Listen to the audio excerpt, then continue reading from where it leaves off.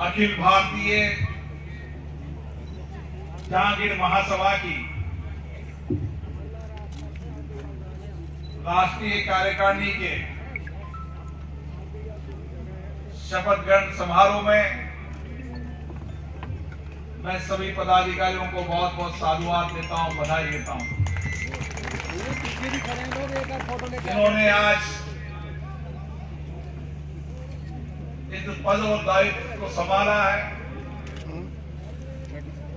ये पद, ये दायित्व समाज के कल्याण के लिए समर्पण सेवा भाव से काम करेंगे। समाज के राष्ट्रीय प्रधान श्री नेमीचंद जहांगीर जी राज्यसभा में हमारे सहयोगी सांसद प्रखर वक्ता रामचंद्र जांगड़ जी, सत्यनारायण जी जो इस कार्यक्रम के आयोजन करता भी हैं, मदन जी, अनिल जी, हमारे मित्र के बड़े बदर भवन जी, कुलराय जी, अमराराम जी, लीलाराम जी, शीला जी, साई इब्राहिम जी, संस्था के सभी पदाधिकारीगण।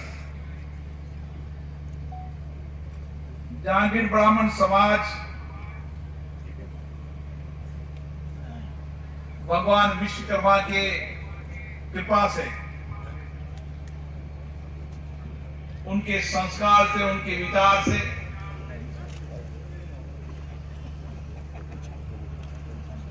जिसने इस सृष्टि का निर्माण कराया और आज भी देश और दुनिया के अंदर भगवान विश्वकर्मा जैसे शिल्पकार नहीं हुए। उन्हीं के संस्कार, उन्हीं के विचार को आगे बढ़ाते हुए ये अखिल भारतीय ब्राह्मण जहांगीर समाज भी आज का शिल्पकार है। हमारे सांसद महोदय ने सही कहा कि देश और दुनिया के अंदर भारत को अगर देखने आते हैं और भारत के शिल्पकार को देखते हैं तो लगता है कि ऐसे शिल्पकार भी भारत में हुए हैं। जितने भी देश के अंदर अच्छी इमारत हो, भवन हो, मूर्ति हो, जैनालय हो, तमाम चीजें जो हम देखते हैं और जिसको आज पूरी दुनिया देखने आती है, उसके निर्माण और शिल्पकार में कहीं न कहीं आपके परिवार की भूमिका है। और आप इसलिए गौरवान्वित महसूस करता हूं मैं कि आपके बीच में आकर कि भारत का गर्व और मर्यादा बढ़ाने का काम आप लोगों ने किया है। कि दुनिया भर के लोग भारत के शिल्पकारों को देखने आज भारत आते हैं।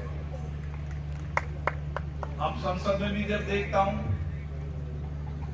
वहां चाहे महात्मा गांधी हो, जितनी भी वहां पर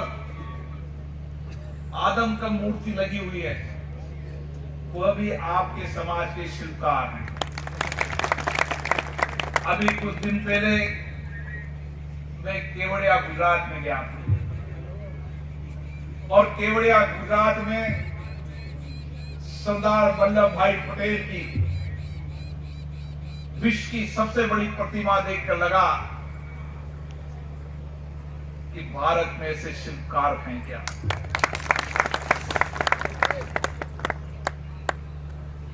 वहां सरदार वल्लभ भाई पटेल की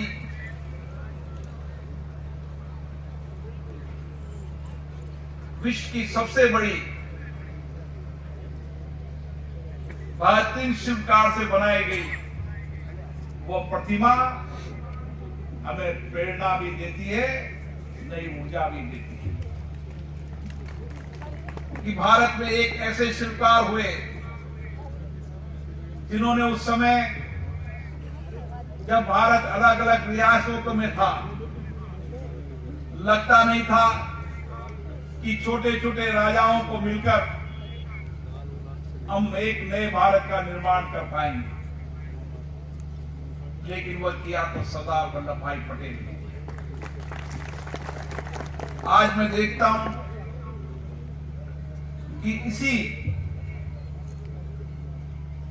हमारे महापुरुषों की, हमारे देवी देवताओं की इन आदमकद मूर्तियां हमारे इतिहास को भी याद दिलाती है और हमें प्रेरणा देने का भी काम करती है। हमें भी लगता है कि हमारे देश में ऐसे युग महापुरुष हुए हैं जिन्होंने अपना संपूर्ण जीवन इस राष्ट्र के लिए समर्पण किया है और जांगीर ब्राह्मण समाज भी आज इसी समर्पण और सेवा के भाव से काम कर रहा है। उनके मन में एक ही विचार रहता है कि हम किस तरीके से इस देश और राष्ट्र की सेवा कर सकते हैं,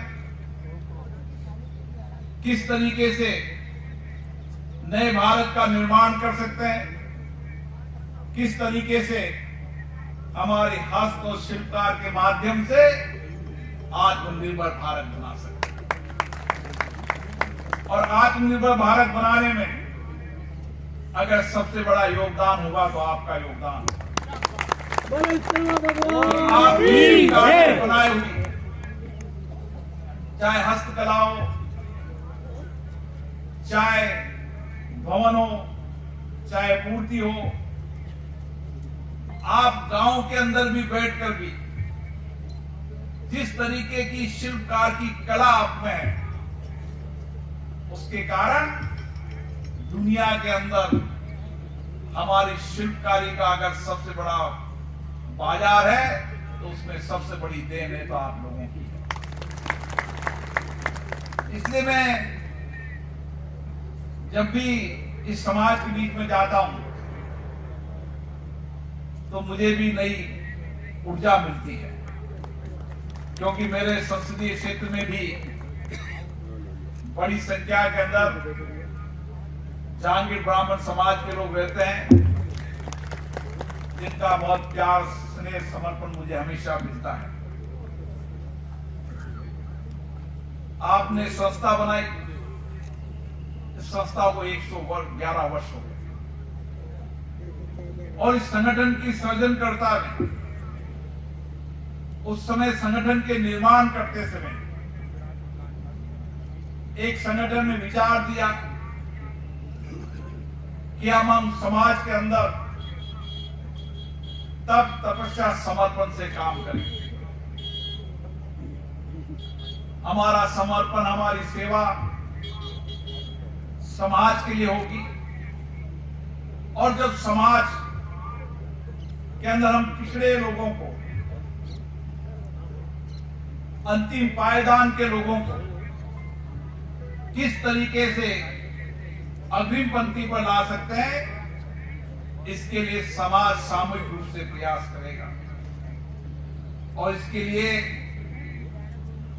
आपके पुराने संगठनकर्ताओं ने, चाहे डॉक्टर इंद्रमणि शर्मा जी हो, पालाराम जी हो, श्री गोवर्धन दास जी हो, राजा राम जी हो, नाथूराम जी शर्मा हो, श्रीमती सुंदर देवी हो, इनके अमूल्य प्रयासों से ये संस्था की नींव पड़ी थी। आज संस्था केवल देशव्यापी नहीं, मैं दुबई गया था तो दुबई में भी आपके शिल्पकारों का डंका बजता है कि अमराराम जी दुबई में भी जाकर भारत का झंडा अग्रिम पंक्ति पर ले रहा। देश के हर हिस्से के अंदर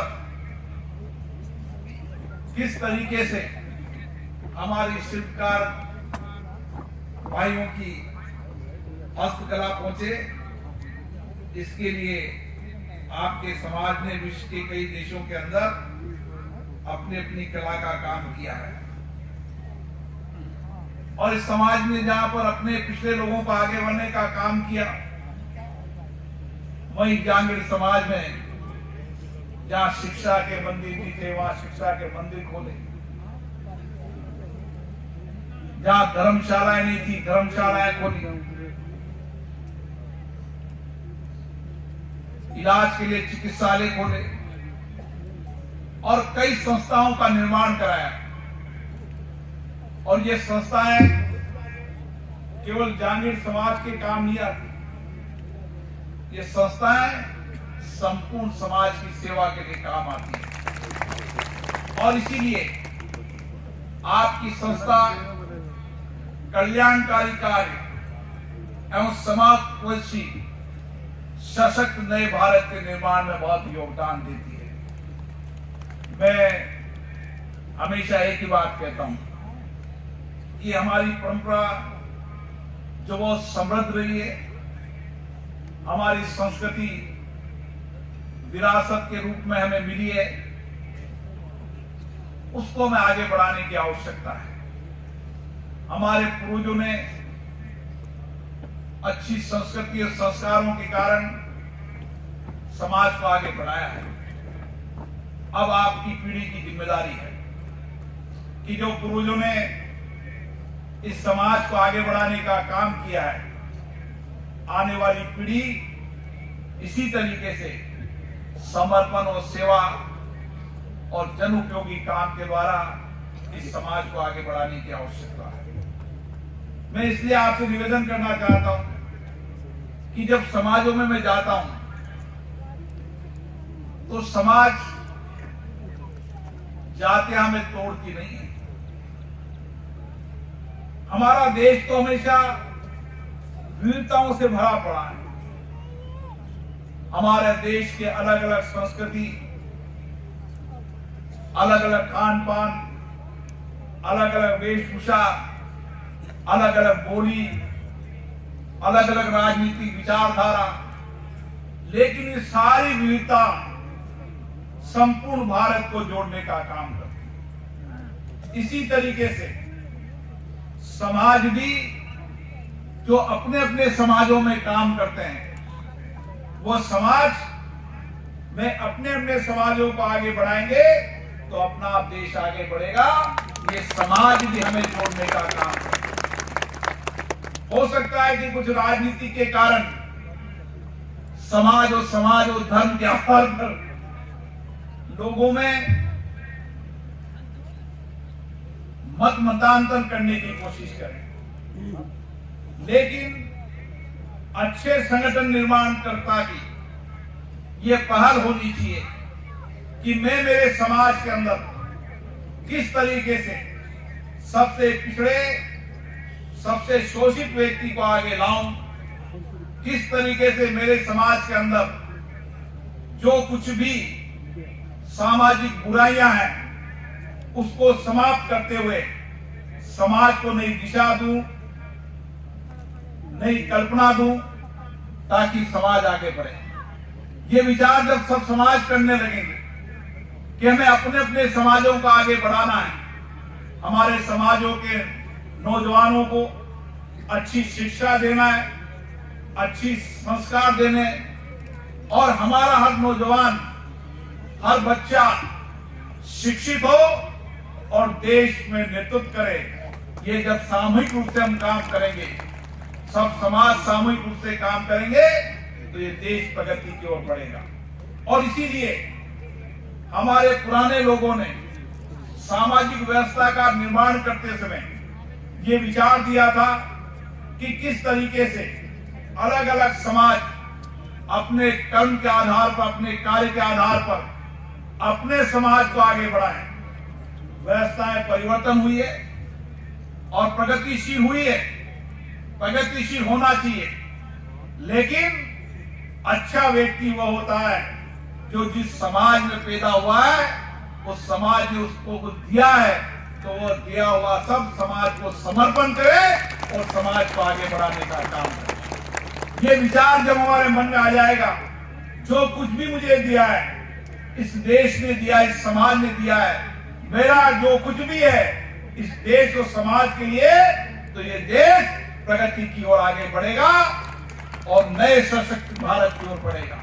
हमने देखा है अभी कोरोना संक्रमण वायरस के समय जब सारे विश्व के अंदर कोरोना संक्रमण की चुनौती के कारण अच्छे अच्छे बड़े बड़े विकसित देश जहां की आर्थिक स्थितियां हिल गई थी, उस समय भारत एक ऐसा देश था जिसने सामूहिक संकल्प शक्ति के आधार पर उस चुनौती का मुकाबला किया।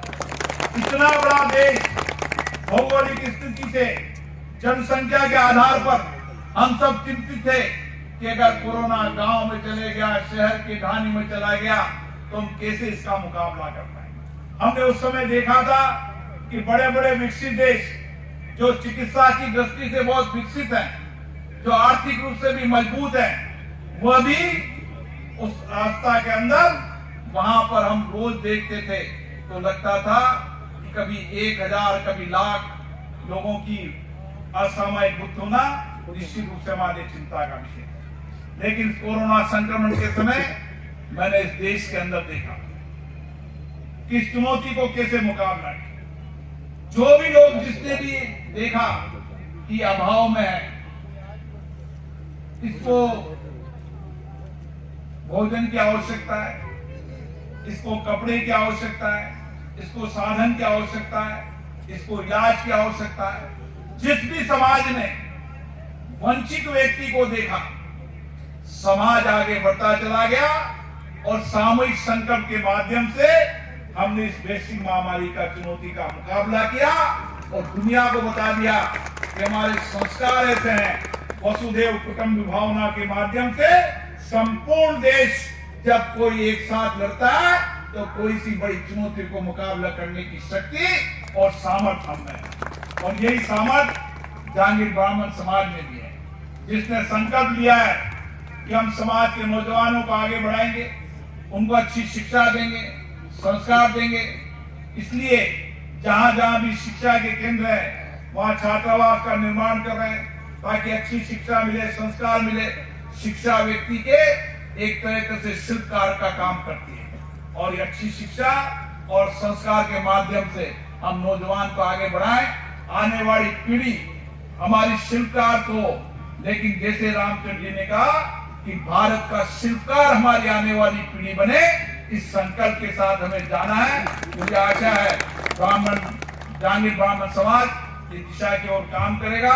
मैं पुनः सभी पदाधिकारियों को बहुत बहुत साधुवाद देता हूं, बधाई देता हूं जिन्होंने जिम्मेदारी संभाली है। मुझे आशा है तो इस जिम्मेदारी को लेते हुए इस समाज को भी आगे बढ़ाएंगे और भारत को भी और सशक्त मजबूत करेंगे। बहुत बहुत धन्यवाद। बहुत बहुत धन्यवाद आदरणीय, आपने अपने व्यस्ततम समय में से समय में विजिट किया और हमारे जैन समाज का मान बढ़ाया। बहुत बहुत आभार आपका। माननीय, मैं आपके व्यस्ततम समय में